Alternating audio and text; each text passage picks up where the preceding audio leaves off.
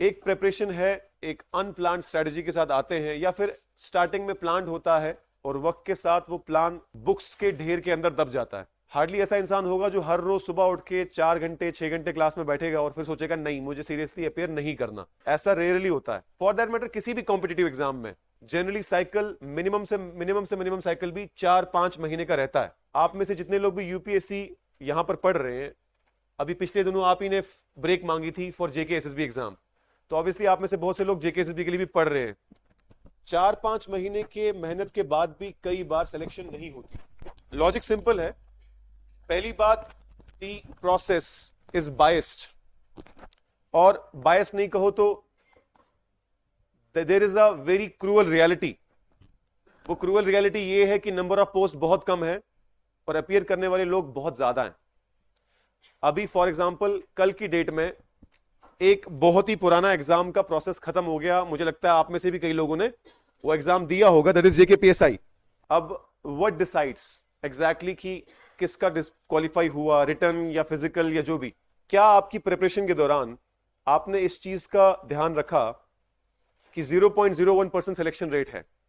ये process biased है in the sense कि कुछ आपके पीक ईयर्स होते हैं प्रिपरेशन के जिसमें आपकी प्रोडक्टिविटी सबसे ज्यादा है, दैट इज रफली 21 to 29।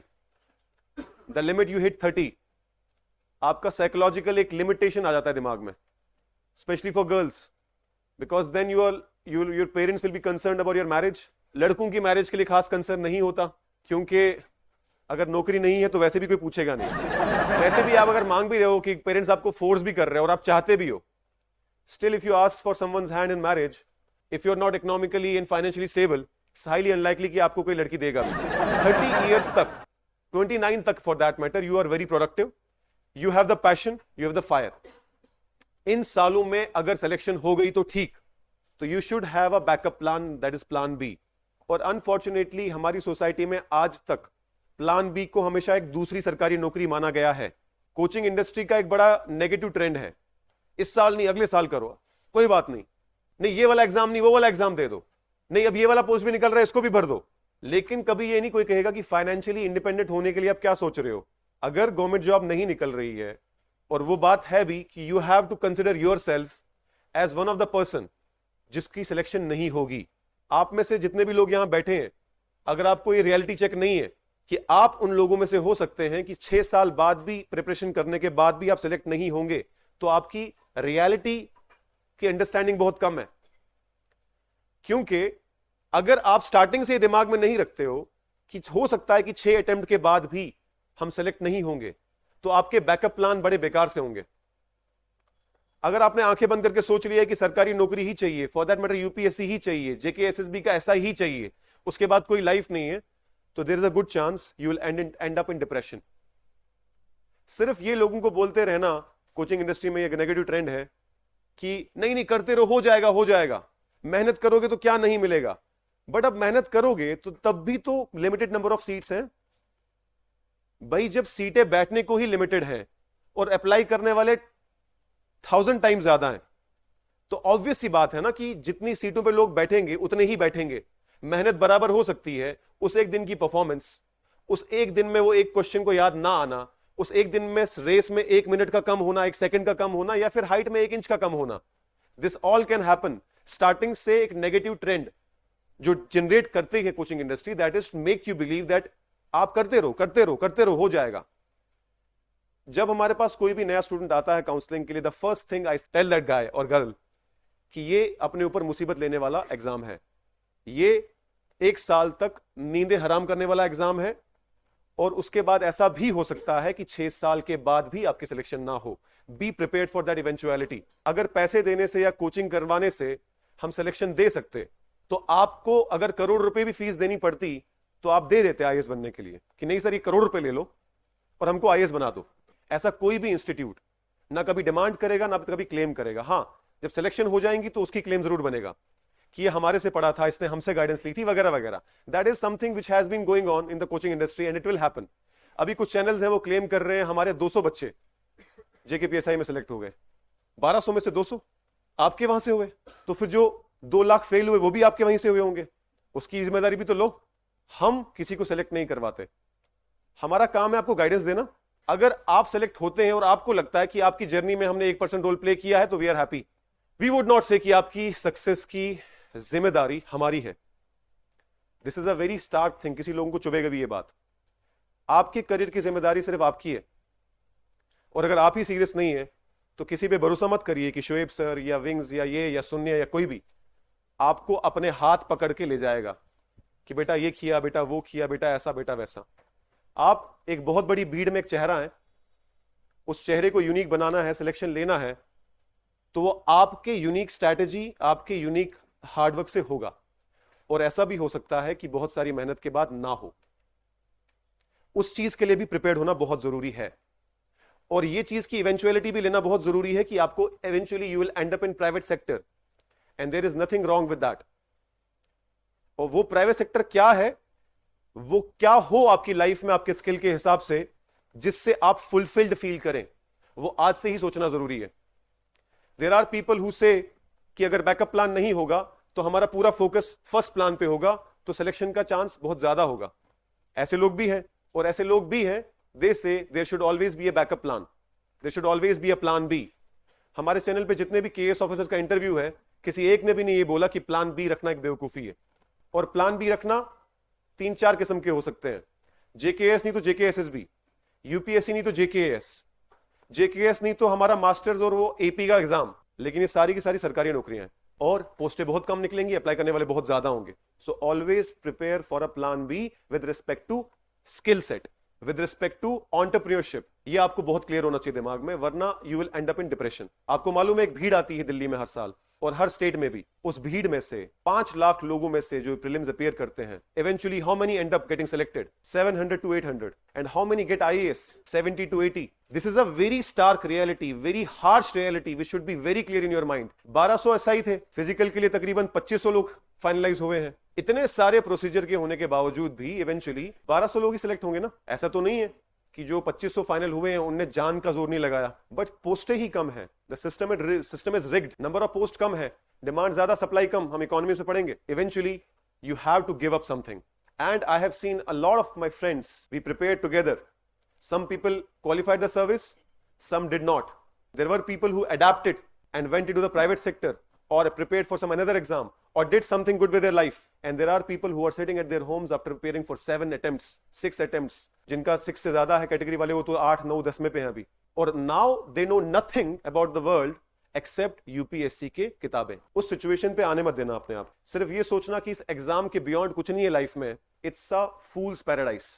और मेरा ये कहना बड़ा जरूरी है क्योंकि कोचिंग इंडस्ट्री में रेयरली ऐसा लोग बोलते हैं, and I can not start with a lie. मैं एक झूठ से शुरुआत नहीं करना चाहता कि बेटा करते रहो, ये करो, वो करो, ऐसा करो, इवेंचुअली आप हो ही जाओगे। मैं कह रहा हूं कि आप में से बेस्ट मेहनत करने वाले लोग, बेस्ट आंसर राइटिंग रखने वाले लोग, बेस्ट फिजिकल स्ट्रेंथ रखने वाले लोग भी काफी पॉसिबिलिटी है कि नहीं होंगे। But that does not mean this exam is not worth giving your best. At the very least will improve your intellectual capabilities, will arm you with skill sets which you can use to be a better person, better human being, better employee in an organization. ये clarity होनी चाहिए कि ये preparation अगर आपको selection दिलवाती है तो बहुत खूब, नहीं दिलवाती तो मैं अपने स्किल सेट को कहां इस्तेमाल करूंगा या करूंगी। In the course of preparation I will tell you a lot of about many other exams which you would not have heard about. उसके लिए भी प्रिपेयर करना जरूरी है, बिकॉज जो भी ओवरलैपिंग एग्जाम होंगे उसके लिए you have to be prepared. सिर्फ आंखों पे वो एक घोड़े का वो पर्दा रखना कि बस यही है हमारी जिंदगी में,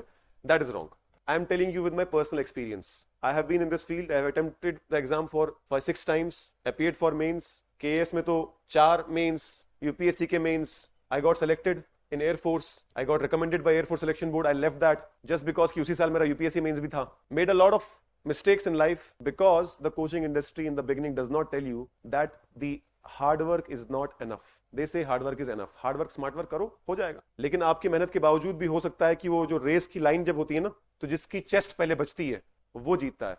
तो अब चेस्ट को आपने ऐसे नहीं किया, आप खड़े रहे, अगला वाला बंदा जीत गया, आप नहीं जीते।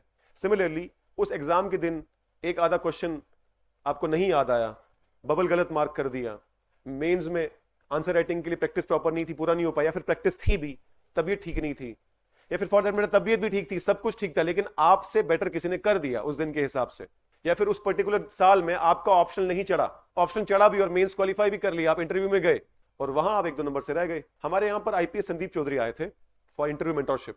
ही said one of my friend has much more marks than me in mains. मेरे से बहुत अच्छे मेंस में मार्क्स थे उसके। प्रॉब्लम ये होगी कि इंटरव्यू में मेरे ज्यादा आ गए, उसके कम आ गए। मैं आज आईपीएस हूं, वो आज किसी क्लरिकल पोस्ट पे है, क्लरिकल या जिस भी पोस्ट पे था, आई डोंट रिमेंबर किस पोस्ट पे था। सो किस्मत का, हार्डवर्क का, स्मार्ट वर्क का, सही वक्त पर सही चीजों का होना सब जरूरी है। लेकिन जो लोग आईएएस नहीं बनते, जो लोग केएएस नहीं बनते, जिन लोगों की सरकारी नौकरी नहीं है, ऐसा मतलब नहीं है कि वो वर्थ इट नहीं है। I always say an exam can not decide your worth, your worth is decided by you. अब आप पढ़ो, बेस्ट दो, समझो, प्रैक्टिस करो। However always at the back of your mind there should be a plan B, and that should include other ventures than government job. There is nothing wrong in working in another field. अब कहने को this argument goes against my interests. अगर मैं आपको starting में ही बोल रहा हूं कि जरूरी नहीं कि बहुत पूरा पढ़ने के बाद भी आपका होगा, it goes against my interests. But I am okay with that because अगर मैं आपको रियलिटी चेक दे रहा हूं तो down the line you may think that was a good advice. और अच्छा है कि हमें स्टार्टिंग में पता चल गया था। अब आप informed हो। We will study in economics, in polity, in governance, that the government should equip its citizen so that they can make an informed decision. Whatever decision they are taking, they should be able to take a informed decision. उनको सभी चीजों का पता होना चाहिए, and then they can make an informed decision. Now it is up to you. आप इस journey को कैसे लेते हो?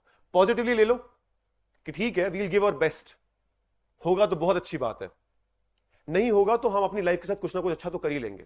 बहुत से मैसेजेस आ रहे हैं जेकेपीएसआई के हमारे स्टूडेंट्स के कि लाइफ खत्म हो गई, 2 साल इस एग्जाम के साथ लगे रहे, अब एज भी ओवर हो चुकी है, बाकी सारे एग्जाम्स को हमने गिव अप किया, अपने प्राइवेट सेक्टर से जॉब छोड़ के आए, 2 साल बैठे रहे, बेस्ट अपना दिया, अपना रिटर्न में भी बेस्ट दिया, फिजिकल में भी कुछ लोगों का फिजिकल नहीं हुआ वो उसलिए परेशान, कुछ लोगों का फिजिकल हुआ बट मार्क्स कम है और पता नहीं कि फाइनल में आएंगे कि नहीं आएंगे। मैंने उनको ये चीज बोली थी स्टार्टिंग में भी, हमारे ऑफलाइन बैचेस में भी, जिसकी वीडियो भी अवेलेबल है यूट्यूब पे, कि N exam can not decide your worth.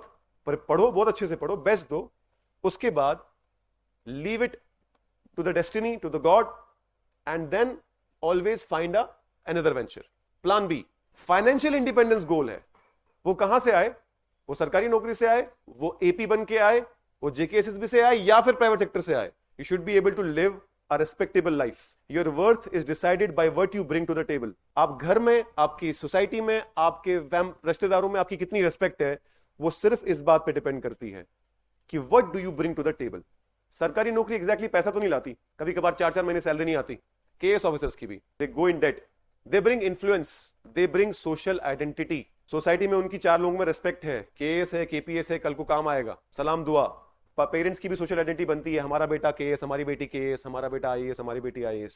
But अगर आप ये चीजें नहीं ला पा रहे हो, then bring money, that is the next best thing. मेरा एक दोस्त है, ही यूज्ड टू से कि यार यूपीएससी प्रिपरेशन में कुछ हुआ तो नहीं। Now he is earning good in A coaching industry. He says मेरा रिश्तेदार जब मुंह खोलता है फलाना फॉर्म भरना चाहिए था, फलाना ये करना चाहिए था, फलाना ये कर रहा है, तो मैं जेब से 500 रुपए निकाल के उसके मुंह में डाल देता हूं। मुंह में डालने का मतलब ये है कि उसके बच्चों को कुछ खरीद के दे दिया, कुछ महंगा सा गिफ्ट लाया। कह रहा मैंने ये चीज हर रिश्तेदार के साथ की over the period of time. अब हर रिश्तेदार में सबसे ज्यादा रिस्पेक्ट मेरी ही है, क्योंकि केएस वाला आके तो बोल सकता है हाँ हाँ हेलो ये वो चाय वाय, उसकी तो खिदमत करनी पड़ती है, but they know when I will come I will bring a lot of gifts for their children and for themselves. Hamdard में मैं एज अ फैकल्टी मेंबर भी रहा, एज अ स्टूडेंट भी रहा। Hamdard study circle is an organisation which is under Hamdard foundation, so I remain there. उनका exam भी इसी यहीं पर होता है, इसी बिल्डिंग में। जम्मू में सेंटर मैंने ही रिक्वेस्ट की थी खोलने की, अदरवाइज पहले सिर्फ श्रीनगर में होता था। The moment I left as an academic associate from there, so I requested them to start a centre in Jammu for exam. वो जब भी आएगा तब आपको इन्फॉर्म हम करेंगे। It's the best place, it's the best ecosystem to be in. वहां पर कोचिंग नहीं होती है, वहां पर माहौल है। वहां पर जब आप मेस में भी बैठते हो तो बातें यूपीएससी की हो रही होती हैं, जो भी यूपीएससी वाले ही होते हैं। तूने मेरा फंडामेंटल राइट वायलेट किया by taking away my papad, you violated my fundamental right. इस किस्म के जोक होते हैं, तो you learn a lot of things. तो वहां हर साल एलुमनाई मीट होती है और हर साल एक ही नॉन आईएएस ऑफिसर होता है, कॉर्पोरेट लॉयर। और स्टार्ट जब करता है वो अपनी स्पीच तो always says that as my friend said I am neither IAS officer nor an IRS officer nor an IPS officer, but you see that Mercedes parked outside, that is mine. And this gives a very important message. If you cannot earn the respect of people by being a government official, earn respect by earning money.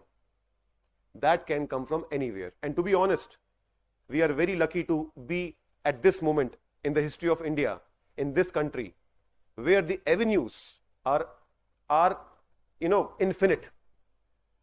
इतना सारा कुछ India में अभी हो रहा है जो आप पढ़ाई के दौरान पढ़ोगे, मैन्युफैक्चरिंग के रिलेटेड, सर्विस के रिलेटेड, एग्रीकल्चर में, एंटरप्रेन्योरशिप में, जो सारा हम इकोनॉमिक्स में पढ़ेंगे, उस नॉलेज को सवाल इस्तेमाल करने के लिए तो यूज करो ही, प्रीलिम्स का सवाल, एमसीक्यू का सवाल, मेंस का सवाल, हाउएवर उसको अपनी लाइफ में भी इंप्लीमेंट करो कि how to become a small entrepreneur, how to start a journey.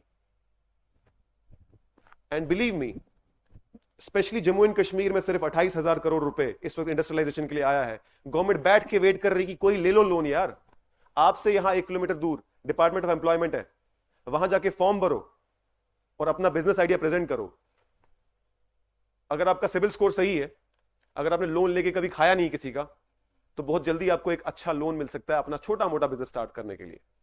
मेरा पर्पस यहां पर आपको एंटरप्रेन्योरशिप की तरफ भेजना नहीं है. मैं ये बोल रहा हूं जो स्कीम्स, जो understanding of economics and the world मैं समझाऊंगा, I believe, I hope, I request all of you to use that knowledge not just for this exam but also implement in your lives. There is a girl who did BTech in Badgam, and after BTech she opened a bakery called Bakify. Obviously उसकी society ने यही बोला, कश्मीरी में baker को कांदुर बोलते हैं, तो कि भाई लड़की ने जो है बीटेक करके अब कांदुर बन गई. But her page is doing very good, she is financially independent, उसके घर से ऑर्डर आ रहे हैं, she is now planning to open a outlet also. आपकी क्वालिफिकेशन, बेसिक क्वालिफिकेशन आपको दुनिया से यूज टू और हाउ वर्ल्ड वर्क्स वो करने के लिए होता है. उसके बाद आप अपने नॉलेज और स्किल सेट का कहां इस्तेमाल करोगे वो आप तक है. सोशल एक्सेप्टेंस तो नहीं मिलेगी बिजनेस में, ये मैं बता दूं आपको, सोशल एक्सेप्टेंस नहीं मिलेगी. लेकिन the moment you start putting that 500 in the mouth of people, उस सिचुएशन से आपको इज्जत मिलना शुरू हो जाएगी. मैं आज भी अपने पेरेंट्स और अपने बाकी रिश्तेदारों की नजरों में ट्यूशन पढ़ाने वाला हूं. However I am very content with my life and whatever I have achieved, मैं डिप्रेशन में नहीं हूं, मैं स्ट्रेस में नहीं हूं. I like to work 12 hours a day.